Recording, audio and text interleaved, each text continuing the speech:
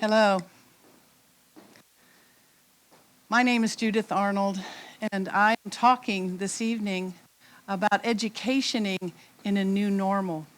And I actually made up the word educationing because I have a world of experience living in several countries throughout the world in educationing my own children and children that we served in the communities where we were. We have the word teach, and we have teach as a verb and a noun, and we have teaching, a progressive verb.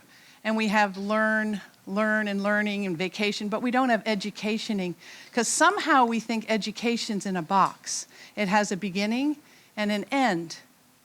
And what's up with that? Do you have an education, meaning do you have something that is recognized by somebody else?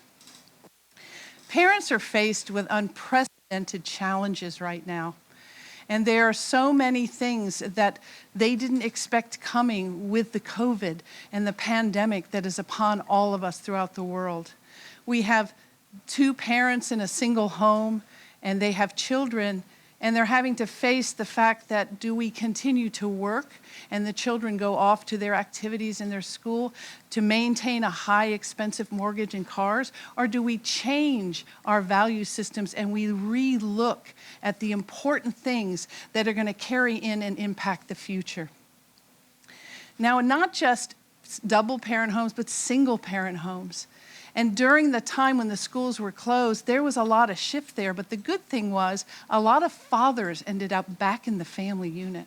And they were able to get together. So there's a good side of this as well, because it gives all of us, it's giving us, all of us, a time to reevaluate our priorities. What is our value system? What do we feel is important?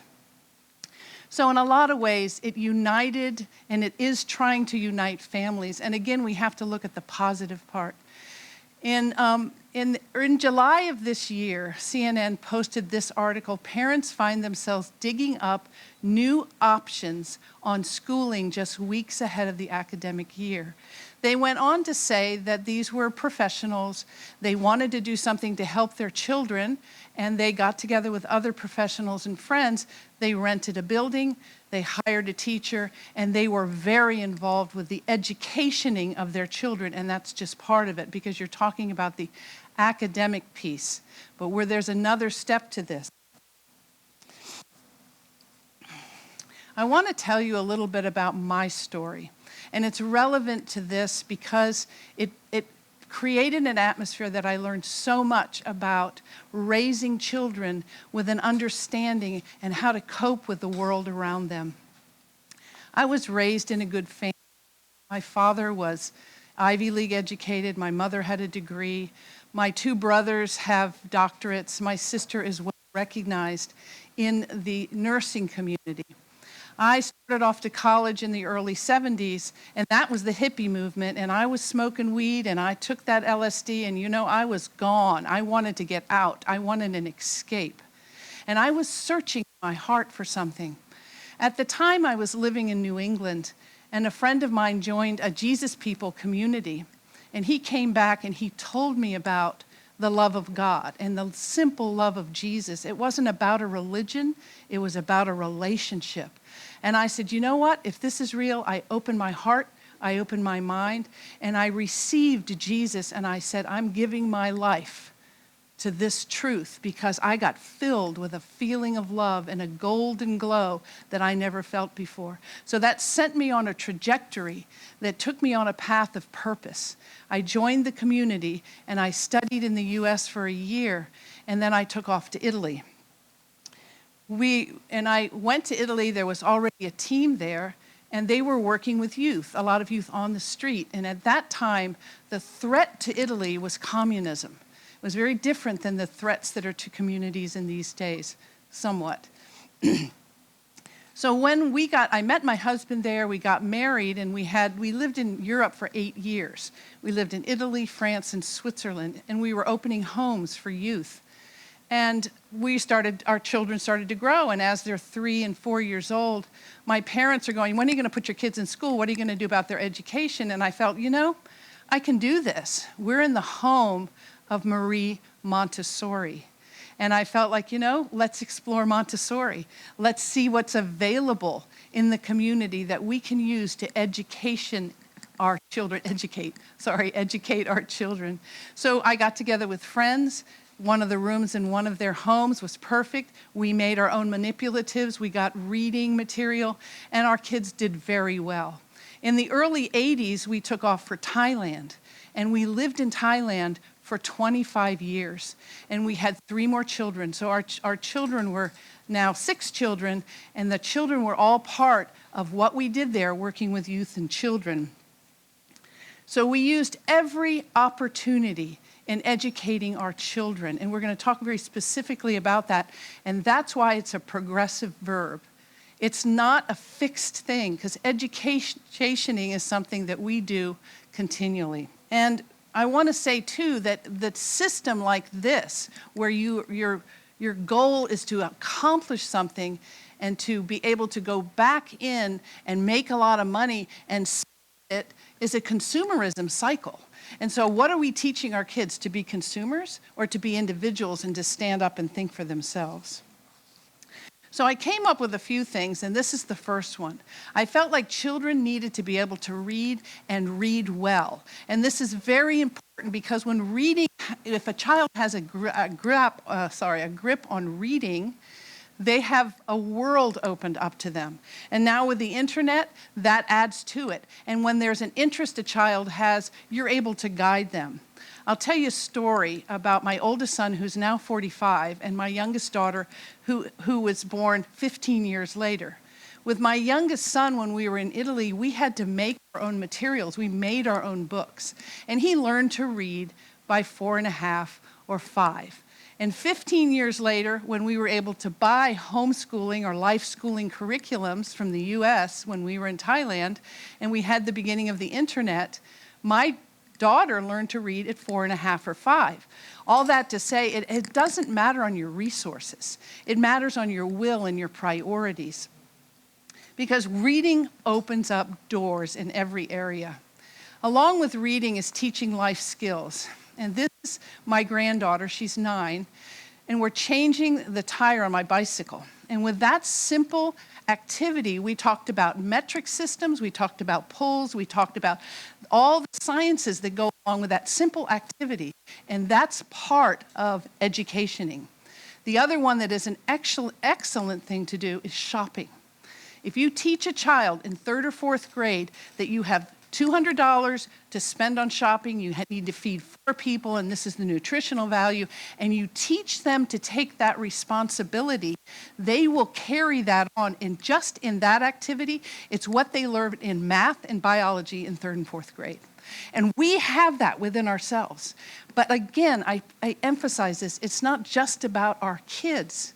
It's about the neighbor's kids or your relatives' kids, and it's about us getting out of our comfort zone and bringing together what is ordained by God to be able to be community and work together. And it's not easy, but it's possible. I had a friend whose 11-year-old son, they had a large family, 7 or 8 kids on the mission field. They taught him to do the finances for the home. And he was very aware that you need to turn the lights off. And if you can't eat the peanut butter sandwich, don't throw it in the garbage. And we know that, and we know that the entitlement that is upon a lot of our kids, it's only our fault because we've never really taught them that. The next thing that was important is, what do children need to learn now and why? And I'll tell you, I have a very diverse idea of this because initially I thought it needed to be technology and, coding and all that is available now for 6-year-olds and 7-year-olds. But I changed a bit with the pandemic, realizing that we need to teach children to be sustainable and to raise their own food, to be able to weave, to be able to make pottery, to think out of the box and be creative so that if the grocery store is closed down, they could eat what they're raising in the garden. They can raise chickens and they can do that. And that's a lost art. And I put up a few slides on here of what is important. There's a lot of classes out there that teach children all these particular things and how important it is. When I was in Thailand, my children were homeschooled 3 days a week or life schooled, and then they attended Thai school for 2 days a week. They put on the uniforms, they went into the schools, and they were immersed in the language. And to this day, they're all fluent in the language. And I want to say that about language, because if you speak another language, your responsibility is to speak that language to your children. They're not going to learn it any other way. And children can learn 8, 9 languages plus, and that's amazing. It's an amazing opportunity, and sometimes we rob them of that, and we put the lid on it. I'll tell you a story. I was picking up my youngest two in the Thai school, and I'm walking down the hall, and I hear laughter coming from the door, and I peek in the door, and it's the teacher's lounge. And in there is my 6-year-old daughter holding up an English reader, surrounded by 15 to 20 Thai English teachers learning pronunciation from my 6-year-old daughter. And that was a regular thing. And that is the example of educationing, because educationing is a give and a take. It's a give and a take. You can learn so much from children if you listen. And you listen to their comments, because if you don't listen, they shut down. So I think it's important. It's important that we understand that this is an opportunity during the pandemic.